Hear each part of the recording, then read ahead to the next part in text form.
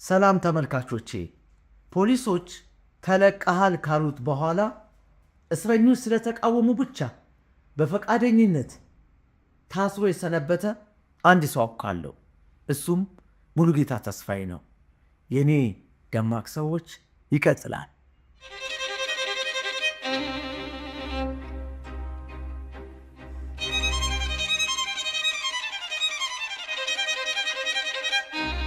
የኔ ደማቅ ሰዎች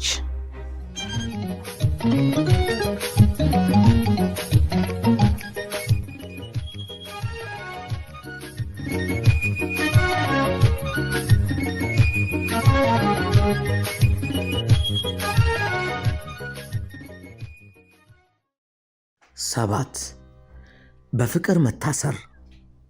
እኔ እስከማውቀው ድረስ ሙሉጌታ የቀን ተቀማጭ የሌሊት ተጓዥ ነው።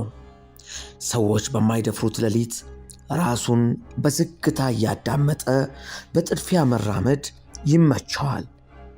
ብዙ ጊዜ አለባበሱ የማጅራት መቼዎችን መስፈርት የሚያሟላና ትኩረታቸውን የሚስብ አይደለም። ይልቅስ የኔን ትኩረት የሳበው ኢህአዴግ የገባበትን ሰሞን እንዴት አለፈው የሚለው ጥያቄ ነው። ኢህአዴግ የገባ ሰሞን የደርግን ሰዓት እላፊ ከሌሊቱ 6 ሰዓት ወደ ምሽቱ 1 ሰዓት ከፍ አድርጎት ነበር። አንተ ደግሞ በጨለማ መጓዝ ትወዳለህ፣ በዚያን ጊዜ አልተቸገርክም ወይ ስል ጠየቅኩት። እንደ ጠረጠርኩት ተይዞ ያውቃል። ታጋዮቹ ጭር ባለ መንገድ ላይ ብቻውን ሲንከላወስ አግኝተው ፖሊስ ጣቢያ አስገቡት። ሌሊቱን ያሳለፈው በተለያየ ከባድና ቀላል ምክንያት ተይዘው ከታጎሩ እስረኞች ጋር ነው። ያኔ የብአዴን አባል ያልነበረው ሙሉጌታ በሚወዳቸው ታጋዮች ቁጥጥር ስር ዋለ። በዚያን ጊዜ ፍርድ ቤቶች በተገቢ ሁናቴ እየሰሩ አልነበረም። ለወራት መታሰርም የተለመደ ነው። የሙሉጌታ በእስረኞቹ መካከል መገኘት ትልቅ ደስታ ፈጠረ። በዚያች ጠባብ እስር ቤት ለወራት የሰነበቱትን እስረኞች ሲያዝናናቸው አደረ። እስረኞቹ እጅግ ወደዱት። በማግስቱ ሙሉጌታ ተጠራ፣ ተለቀሃል ተባለ። እስረኞቹ ኡ አሉ። ታጋዮቹ ግራ ተጋብተው ዋይ ምንድነው ችግሩ? በጣም ወደነዋል፣ አይሂድብን፣ አይፈታብን ብለው ጮኹ።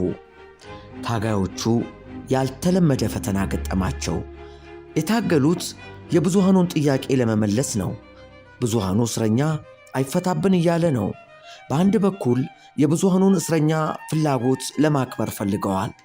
ይህን የብዙሃኑን ጥያቄ ለመመለስ ሲሉ የሙሉጌታን ግለሰባዊ መብት መጋፋቱ ደግሞ ከበዳቸው። ትንሽ ግራ ተጋብተው ከተመካከሩ በኋላ እንዲህ አሉ። ብዙሃኑ እንደ ብዙሃን የጠየቃቸው ጥያቄ ተቀባይነት አለው። ነገር ግን ግለሰቡስ እንደ ግለሰብ ምን ይላል የሚለው መታየት አለበት አሉና ወደ ሙሉጌታ ዘወር ብለው ጠየቁት። ትቆያለህ ወይስ ትሄዳለህ አሉት። ሙሉጌታ አላቅማማም። ብዙሃኑ እንድቆይ ከፈለጉ እቆያለሁ አለ። 3 ቀን ያክል እስረኞቹን እያጫወተ በመሰንበት ሕዝባዊነቱን ያረጋገጠበት ሁኔታ ነው ያለው ለማለት ያክል ነው።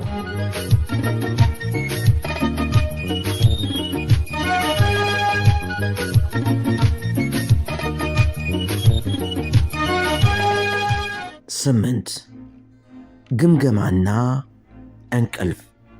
ሙሉጌታ የብአዴን አባል ስለሆነ ከኔና ከአውግቸው ተነጥሎ ከኢህአዴጎቹ ጋር ፖለቲካዊ ስብሰባዎችን ይካፈላል። እነኚህን ስብሰባዎች ተከትለው የሚመጡት ግምገማዎች ከሙሉጌታ ነፃ መንፈስ ጋር የሚቃረኑ አሰልቺ ባህሪያት አላቸው። በእነኚህ አሰልቺ ግምገማዎች ከመንገሽገሹ የተነሳ ግም ገማ የሚል ግጥም ጽፎ እንደነበር አስታውሳለሁ። ሙሉጌታ እነኚህን ግምገማዎች በሚያዘጋጁት የድርጅቱ ካድሬዎች የሚንገሸገሸውን ያክል ለታጋዮቹ ልዩ ፍቅር አለው። በተለይ ለበረከት ስምዖን ልዩ ፍቅር አለው። በረከት በግቢ ውስጥ ያሉትን የጥበብ ሰዎችን ነፃነት የሚያከብረውን ያክል ሙሉጌታን ከተንዛዛው የካድሬዎቹ ግምገማ ሊያድነው አልቻለም። አንድ ቀን ምሳዬን በልቼ 4ኛ ፎቅ ወደሚገኘው ቢሮዬ ሳሻቅብ አንድ እንግዳ ነገር ተመለከትኩ። ረስቼው ካልሆነ ኢህአዴጎቹ ግምገማቸውን የሚያካሂዱበት አዳራሽ የሚገኘው በድርጅቱ ሕንፃ 2ኛ ፎቅ ላይ መሰለኝ፣ አለዚያ 3ኛ ፎቅ ላይ ነው። በዚያ አዳራሽ ውስጥ ከፊት ተቀምጦ የሚከልል ተሰብሳቢ የለም። አዳራሹ በከፊል ወደ ግድግዳው ቀርበው በክብ መልክ የተደረደሩ ወንበሮች አሉት። በወንበሮቹ ፊት ለፊት ያሉት ጠረጴዛዎች በወንበሮቹ ፊት ለፊት ተቀጣጥለው ሌላ ክብ ፈጥረዋል። መሃሉ እንደ ኳስ ሜዳ ለጥ ያለ ወለል አለው። በቀይ ምንጣፍ የተሸፈነ ለጥ ያለ ክብ ወለል። ያን ቀን በበሩ በኩል ሳልፍ ከአዳራሹ ወንበር ከፊሉ በታጋዮችና አመራሮቻቸው ተሸፍነዋል፣ ከፊሉ ባዶ ነው። ባዶዎቹ ወንበሮች ገና የሚጠበቁ ሰዎች እንዳሉ ጠቋሚ ናቸው። ተሰብሳቢው ገብቶ አላለቀም። እልፍ ብለው የተቀመጡ ታጋዮችና ካድሬዎች አጠገባቸው ወዳገኙት ሰው ዘወር ብለው በቀስታ ያወራሉ። ዓይኔን ከነርሱ ላይ አንስቼ መካከሉ ላይ ወደ ተንጣለለው ቀይ ምንጣፍ ጣል ሳደርግ ሙሉጌታን ተመለከትኩ። ምንጣፉ ላይ በጀርባው ተዘርሯል። ጭልጥ ያለ እንቅልፍ ወስዶታል። አፉን ጣራው ላይ ከፍቶ አዘረጋጉ በስዕል የምናውቀውን አፄ ቴዎድሮስ ሽጉጣቸውን ጠጥተው የተዘረሩበትን ሁናቴ ያስታውሳል። ይህ ለእኔ አስደናቂ ትዕይንት ነበር። ከተሰብሳቢው መካከል ግን አንድም ሰው ወደ እርሱ አይመለከትም። ሁሉም በየራሱ ሐሳብና ወሬ ላይ ነው። ባየሁት ነገር ተገርሜ በጣም እየሳኩ ወደ ቢሮ የገባው። በማግስቱ በስብሰባው ላይ ያየሁትን አንድ የማውቀውን ታጋይ ጠየቅኩት። ትናንት ስብሰባው አዳራሽ ውስጥ የተመለከትኩት የሙሉጌታ አተኛኘት በጣም እንዳሳቀኝ ነገርኩት። እናንተ ተሰብሳቢዎቹ ደግሞ ምንም እንግዳ ነገር እንዳልነበረ ሁሉ በልምጡ ፊት በዙሪያው ቁጭ ብላችሁ ማየቴ ይበልጥ አስደንቆኛል አልኩት። እርሱም ከትናንት በተረፈው ልሙጥ ፊት አዳመጠኝና ሙሉጌታ እኮ ልማዱ ነው። ጠዋት ግምገማ አብሮን ይገባል። የከሰዓቱ ግምገማ ከመጀመሩ በፊት ምሳውን ቶሎ በልቶ ይመለሳል። የግምገማው ሰዓት እስኪደርስ ድረስ መሃል ምንጣፉ ላይ ተንጋሎ ይተኛል። ሁሉም ተሰብሳቢ ከምሳ ተመልሶ ቦታውን እስኪይዝ ድረስ ማንም አይቀሰቅሰው። ተሰብሳቢዎቹም አመራሮቹም ቦታቸውን ከያዙ በኋላ ሙሉጌታ ተነስ ተብሎ ይቀሰቀሳል። እየተደናበረ ወንበሩን ፈልጎ ይቀመጣል አለኝ።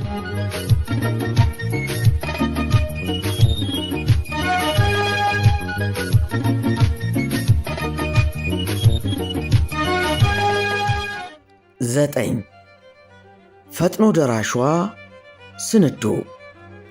አንዳንዴ በምርጥ ደራሲ ተቀናብሮ ካልተጻፈ በቀር ሊሳካ በማይችል አስደናቂ ታሪክ ውስጥ ጎልተው ለመውጣት የተፈጠሩ ሰዎች አሉ።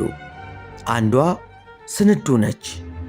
ስንዱ አበበን ያወቅኳት በ1985 ዓ.ም አካባቢ እነ በረከት ስምዖን ቢሮ ስትመጣ ነው።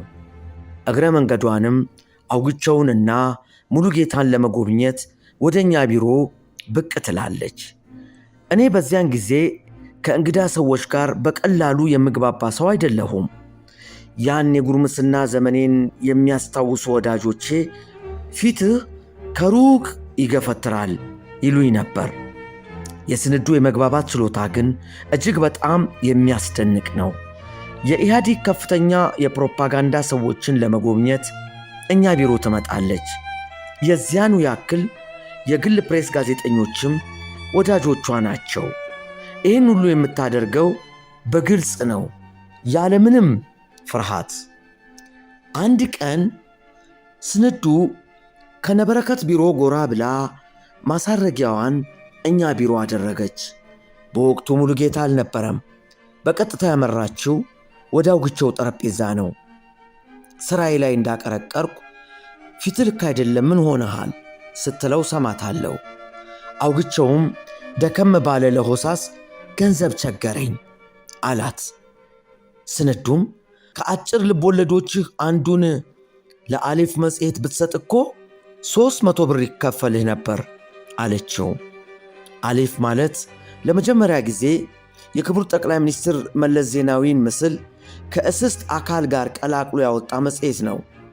ከዚህ በፊት በዚህ ደረጃ መለስን የደፈረ መጽሔት አላየሁም። አውግቸው አላቅማማም። ወዲያው የጠረጴዛውን መሳቢያ ጎተተና አንድ አጭር ልቦለድ አውጥቶ ሰጣት። የኪነ ጥበብ ሰዎችን ችግር በመፍታት የምትታወቀው ስንዱ በማግስቱ 300 ብር ይዛለት መጣች። አውግቸው ሲፈነጥዙ አለ። ከ15 ቀን በኋላ ሙልጌታ ተስፋዬ እሳት ለብሶ እሳት ጎርሶ ወደ ቢሮአችን ገባ። የአውግቸው ልቦለድ አሌፍ መጽሔት ላይ ወጥቶ ኖሯል። በቀጥታ የተንደረደረው ወደ አውግቸው ጠረጴዛ ነበር። እንዴት የጸረ ሕዝቦች መጽሔት ላይ ልቦለድን ታወጣለህ እያለ አውግቸው ተረፈ ላይ የቁጣው እርጅብኙን ያዘንብበት ጀመር። አውግቸው በጣም ደንግጧል። ምንም ምላሽ ለመስጠት አቅም አጣ። ጥቂት የተሟገጥኩለት እኔ ነበርኩ። የሙልጌታ ወቀሳ ስላልተዋጠልኝ አውግቸው የግል ፕሬሶችን ፖለቲካ የሚያቀነቅን ምንም አይነት ነገር አልጻፈም። ገንዘብ ቸገረው፣ ደሞዝ ገና ነው። ስለዚህ ከፖለቲካ ነፃ የሆነ ልቦለዱን አሌፍ መጽሔት ላይ አሳትሞ ገንዘብ ቢያገኝ ምን አለበት ብዬ ተከራከርኩ። የሙልጌታ ምላሽ ግን ከአቅሜ በላይ ሆነ። ስማ፣ የአውግቸው ተረፈ የተከበረ ስም የጸረ ሕዝቦች ርካሽ ፕሮፓጋንዳ ማሻሻጫ የመሆኑ ነገርስ አያሳስብህም ብሎ አፈጠጠብኝ። እስቲ ታጋዮችን ተመልከቱ። ለሕዝብ ሲሉ ሕይወታቸውንና ዕድሜያቸውን ገበሩ። እናንተ ግን የሚያልፍ ችግርን መታገስ አቅቷችሁ የጸረ ሕዝቦች ገንዘብ ያምራችኋል ብሎ ደነፋ። ለዚህ ወቀሳው መልስ ለመስጠት ድፍረቱ አልነበረኝም። ከዚህ በላይ ከተከራከርኩት ከጸረ ሕዝብ ገንዘብ ናፋቂነት ወደ ጸረ ሕዝብነት መቀየሪያ አይቀርም ብዬ ድምፄን አጠፋው። ከአንድ ወር በኋላ ጨርሶ ያልጠበቅኩት ነገር ሆነ። የሙልጌታ ተስፋዬ ግጥም አሌፍ መጽሔት ላይ ወጥቶ አገኘሁት። ሜሲግ ሚካኤል በሚል ብዕር ስሙ። ለካንስ እኔና አውግቸው በሌለንበት ስፍራ ሙልጌታና ስንዱ ተገናኝተው ኖሯል። ሲመስለኝ ስንዱ ምን ነው ፊት ጠቆረ ብለዋለች። ሙልጌታም ጥይት እንደጨረሰ ነግሯታል። ጥይት በሙልጌታ ቋንቋ ገንዘብ ማለት ነው። ስንዱም እንደ ልማዷ ለአሌፍ መጽሔት አንድ ግጥምን ብትሰጥ እኮ 80 ብር ይከፈልሃል ብላው ኖሯል። ሙልጌታ አይኑን አላሸም። አንድ ግጥም ከኪሱ መዝርጦ ሰጥቷታል። መቼስ ያን ቀን እንዴት እንደተናደድኩ እንዴት እንዳበድኩ ለመግለጽ ቃላት የለኝም። ከእርሱ በላይ ሰዓት ለብሼ ሰዓት ጎርሼ አንተ አልኩት፣ አውግቸው በጸረ ሕዝቦች መጽሔት ላይ ልቦለድ ጻፈ ብለህ እንደዛ አሳቀና አሸማቀ ካወገዝከው በኋላ አንተው ራስህ እዚያው መጽሔት ላይ ግጥምን አወጣ፣ በጣም ታሳፍራለህ ብዬ ጮኩበት። ጩኸቴ ቅንጣት ታክል አላሸማቀቀውም። እንዲያውም የማላገጥ ዜማ በተሞላው ቅላጼ ሞኜ ውስጣቸው ገብተ ነው እንጂ መስራት ውስጣቸው ገብተ ብሎኝ አረፈው። ይህን የሙልጌታን ታሪክ ያጫወትኳቸው ብዙ ወዳጆቼ በጣም ስቀዋል። ሙልጌታ ከሞተ በኋላ ይህን ታሪክ ሰምቶ ሳይስቅ የቀረና አይ ድህነት በማለት የቆዘመ አንድ ሰው አውቃለሁ።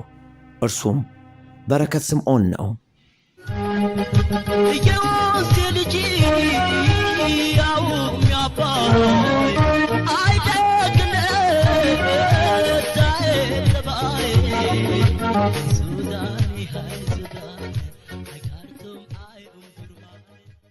አስገራሚዎቹ የሙልጌታ ተስፋዬ ታሪኮች ገና አልተነኩም። ቀጣዩ ታሪክ ሳምንት ይቀጥላል። ሁሌም እንዲያገኙን ሰብስክራይብ ያድርጉን፣ የደወል ምልክቱን ይጫኑ። ደህና ሁኑ።